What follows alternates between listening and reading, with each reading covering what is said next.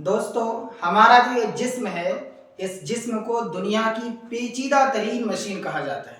It is called most complicated structure, دنیا کی پیچیدہ ترین مشین۔ اس میں آلموسٹ 11 سسٹمز ورکنگ کر رہے ہیں، تقریباً 11 سسٹمز کام کر رہے ہیں، جیسے skeletal structure system, digestive system structure, respiratory system, circular system, reproductive system, nervous system et cetera. اور ہمارے جسم کے اندر تقریباً 78 آرگنس ہیں، اعضاء ہیں۔ ہمارے جسم کے 78 اعضاء ہیں، جیسے ناک، کان، آنکھ، دل، گردہ، پھیپھڑا ایٹسیٹرا وغیرہ وغیرہ۔ اس جسم کے اندر 5.6 لیٹرز بلڈ کی سرکولیشن ہوتی رہتی ہے۔ 5.6 لیٹرز خون گردش کرتا رہتا ہے، دوڑ لگاتا رہتا ہے۔ اور آپ کو جان کر حیرانی ہوگی کہ ان 24 آورس یعنی صرف 24 گھنٹے میں 1200 میلز کا سفر طے کر لیتا ہے۔ اور ہمارے جسم کے اندر اللہ تعالیٰ نے بے شمار انکاؤنٹیبل سیلز لگائے ہیں۔ ایک ریسرچ کے مطابق کہا جاتا ہے کہ اس میں 37 کھرب سیلز لگے ہیں، 37 کھرب سیلز لگے ہوئے ہیں۔ اگر آپ میڈیکل سائنس کی ساری تحقیقات، ساری ریسرچ اور سارے تاریخ اٹھا کر دیکھیں گے تو آپ کو معلوم ہوگا کہ فاسٹنگ یعنی روزہ ان سارے سسٹمز کو، سارے آرگنز کو ریفریش کر دیتا ہے، ایک دم تازہ کر دیتا ہے، نیٹ اینڈ کلین۔ ہمارا جو ڈائجسٹو سسٹم ہے یعنی کھانے کا ہضم ہونا، ان کا اس سسٹمز کا جسم کے اندر بڑا امپورٹنٹ رول ہے، بڑا اہم کردار ادا کرتا ہے۔ دیکھیے کہ جب ہم کھانا کھاتے ہیں تو جیسے ہی ہم کھانا کھاتے ہیں تو یہ سسٹم ایکٹیو ہو جاتی ہے، آن ہو جاتی ہے اور کام کرنا شروع کر دیتی ہے، اور ایمیلیس، لیپیس، بائلز، گیسٹرک جوس، یہ سارے انزائمز آتے ہیں اور کام کرنا شروع کر دیتے ہیں۔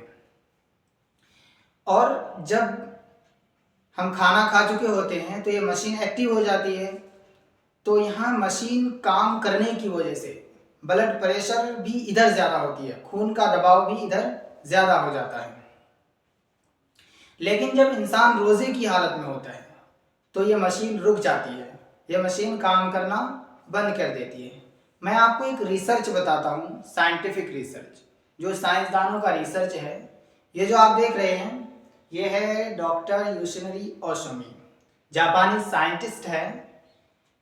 اس کا ریسرچ ہے، اس کی تحقیق ہے کہ جب آدمی پورا سال کھاتا پیتا رہتا ہے، جب انسانی جسم کے اندر اتنے سارے آرگنز، اتنے سارے سسٹمز کام کر رہے ہوتے ہیں، تو انسانی جسم کے اندر ایک ٹاکسک مٹیریل یعنی زہریلی چیزیں کریٹ ہو جاتی ہے، زہریلے مواد، زہریلی چیزیں پیدا ہو جاتی ہیں۔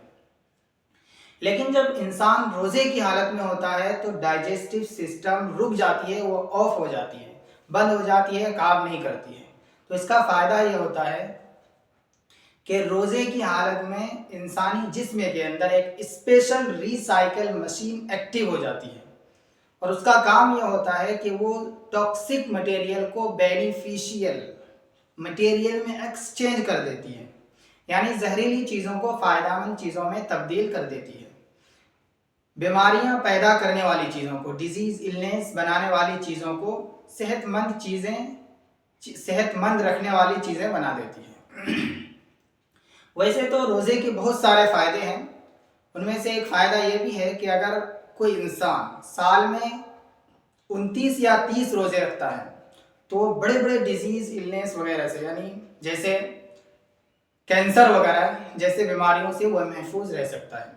ایک فائدہ اس کا یہ بھی ہوتا ہے کہ روزے کی وجہ سے انسانی جسم کا موٹاپا کم ہوتا ہے، ویٹ لاس ہوتا ہے، کیونکہ جب آدمی روزہ رکھتا ہے تو یہ مشین رک جاتی ہے، لیکن چونکہ انسان کھاتا پیتا کچھ ہے نہیں، بھوکا رہتا ہے، اس کے باوجود انسانی جسم کو طاقت چاہیے ہوتا ہے، تو اس کے لیے इंसानी जिस्म के अंदर जो चर्बी होती है वो चर्बी पिघलना शुरू होती है, और उस चर्बी के पिघलने की वजह से इंसानी जिस्म उससे ताकत रिसीव करता है, उससे ताकत हासिल करता है। तो चर्बी के पिघलने की वजह से मोटापा कम होता है, और ये भी तब है जब आदमी सहरी करे, इफ्तारी खाए तब। लेकिन अगर सहरी भी में भी फोड़ने लगे और इफ्तारी में भी फोड़ने लगे, फोड़ने का मतलब है कि खूब दबा के खाए, क्योंकि सारा दिन भूखा रहना है तो सहरी खूब दबा के करते हैं, और इफ्तारी इसलिए ज़्यादा करते हैं क्योंकि सारा दिन भूखा रखा है। तो इस तरह करने से फिर मोटापा वेट लॉस नहीं बल्कि वेट गेन हो जाता है। तो सहरी भी सुन्नत के मुताबिक और इफ्तारी भी सुन्नत के मुताबिक करें तो रोज़े के बहुत सारे बेशुमार फ़ायदे हैं।